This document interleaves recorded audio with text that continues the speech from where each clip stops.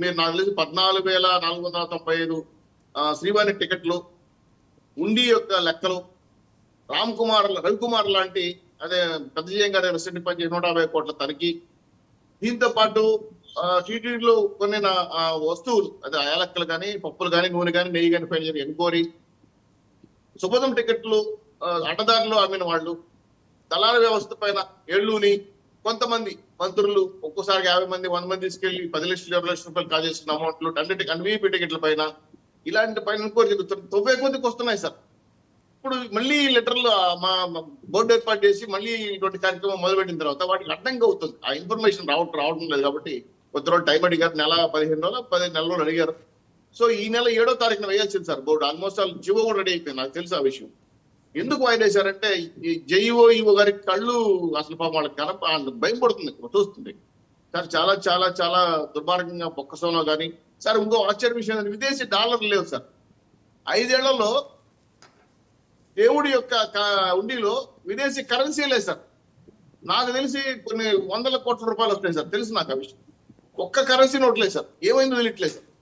ఇలాంటి అంశాలు కొన్ని దిగ్భ్రాంతి కలిగించిన అంశాలు భయపెట్టడం కాకుండా లడ్డు నాణ్యత విషయం పైన మీరు చూశారు, మేము మళ్ళీ మారిన తర్వాత పరిస్థితులు చూశారు. అన్నప్రసాదాలు సార్. ఇంకా చౌదరి గారు ఇంకా ఆయనే ఉన్నారా? థామస్ సెబాస్టియన్ అని ఒక ఆయన ఎవరో కాంట్రాక్ట్ ఉండాలి, ఆయనే ఉన్నాడా మారాడా? లేదు సార్, సస్పెండ్ చేశారు.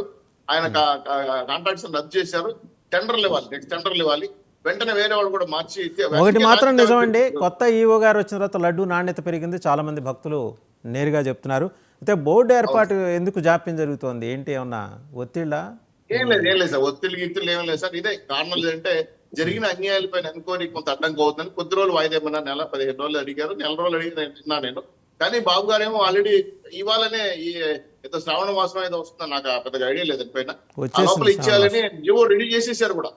కానీ వాళ్ళు అడిగిన కారణాలు తెస్తే వాయిదా వేశారు. ఈ తుమ్మలగుంట తిరుపతి దేవస్థానం చెవిరెడ్డి భాస్కర్ రెడ్డి గారి 2వ టీటీడీ, దీని సంగతి ఏంటండి? టీటీడీ పేరుతో చెక్కులు రాయించుకుని ఆయన 2వ టీటీడీకి ఆయన సొంత దేవస్థానానికి మళ్లించుకున్న వైనం మీద ఏమన్నా దర్యాప్తు జరుగుతోందా?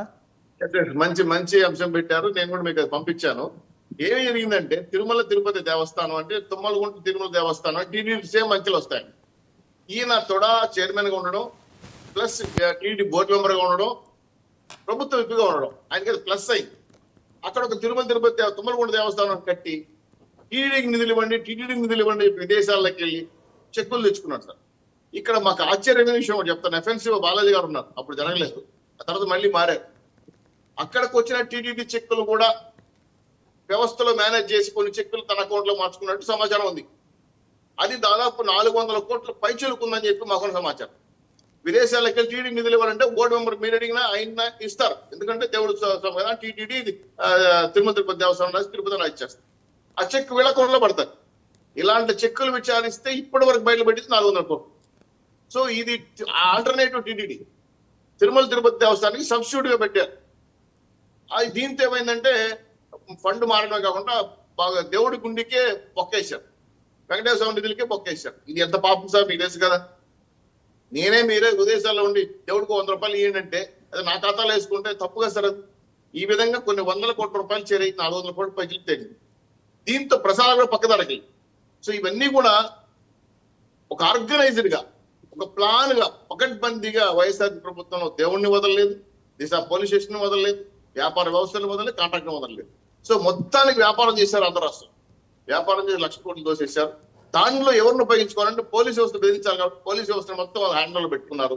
పోలీసులను ప్రక్షాళన చేసిన బాధ్యత కాబట్టి ఐఏఎస్ లైబ్స్ కూర్చొని మీటింగ్ పెట్టారు. చూసిందే కాకుండా కనబడింది చాలా ఉంది సార్. రాష్ట్రాన్ని నేను జస్ట్ డిఎంహెచ్ ఎగ్జాంపుల్ జస్ట్ మీకు చెప్పాను. మా తిరుపతిలో కూడా ఆ ప్రాబ్లం ఉంది, కొన్ని చోటంగా జరుగుతాం. ఇవన్నీ కూడా ఎత్తుకుంటే మేము కార్యకర్తలుగా వెళ్ళి చూసి పెడుతుంటే ఆశ్చర్యపోతున్నారు చాలా మంది. మాకున్న ఒత్తిడి దృష్ట్యా కొంతమంది మంత్రులు ఎంత లేకో టైం పాస్ లేదా వేరే పని మీద ఉన్నట్టు జరుగుతా ఉంది. అయినా సరే వదలకుండా చేయాలంటే కింది స్థాయిలో ఎన్డీఏ కూటమి సభ్యులే కాకుండా పార్టీ నాయకులు, మంత్రులు, ఎమ్మెల్యేలు కలిసి కుమ్మడిగా పనిచేయాలి. ఇక్కడ మీకు ఇంకో విషయం కూడా చెప్పాలి. బాబు గారు ప్రతి సోమవారం కానీ మంగళవారం ప్రతి మినిస్టర్ గానీ వచ్చి కొంత టైం స్పెండ్ చేయమన్నారు ఎక్కడ పార్టీ ఆఫీస్ దగ్గర. సేమ్ ఇష్యూ పవన్ కళ్యాణ్ కూడా చెప్పారు. అయినా సరే వాళ్ళకున్న పని వృత్యా రాలేకపోతున్నారు. దాని వెంటనే సర్దిద్దాల్సిన అవసరం ఉంది. ఇంటర్నల్ పార్టీ ఇష్యూ అయినా సరే. రైట్. మొత్తానికి ఆంధ్ర రాష్ట్ర కార్యనిర్వాహక వ్యవస్థని ఘాట్లో పెట్టాలంటే ఖచ్చితంగా మీరు అన్నట్టు టైం తీసుకుంటారు. ఇది సెక్రటరియట్ నుంచి కింది స్థాయి ఎంఆర్ఓ ఆఫీస్ కానీ ఆర్ఓ ఆఫీస్ కానీ తేడా వస్తా ఉంది. దాంట్లో ఒకసారి భాగంగా మీరు చూసారు డివి శ్రీనివాస్ గారి దగ్గరికి వెళ్దామండి. డివి శ్రీనివాస్ గారు, సో టీటీడీకి సంబంధించి శ్రీనివాస్ చౌదరి గారికి పూర్తి అథారిటీ ఉంది. వారు లోకల్ ఒకటిను ఆ ఇష్యూస్ మీద చాలా వరకు ఆయన ఉద్యమాలు చేసినారు. రెండోది దాంతోపాటు చూశారు కదా, అంటే చెవిరెడ్డి భాస్కర్ రెడ్డి గారికి ఒక దేవస్థానం, అంటే ఏదో ఒక ఇల్లు కట్టుకున్నట్టు ఆయన ఒక దేవస్థానం కట్టుకున్నాడు. దానికి ఒక 400 కోట్ల రూపాయలు మళ్ళీనాయి. సో అది ప్రాథమికంగా, ఇంకా తర్వాత ఎంత అనేది తెలియదు. సరే, ఈ అంశాలతో పాటు ఇప్పుడు బొత్స సత్యనారాయణ గారు ఎందుకండి ఆయన్ని సడన్గా ఈ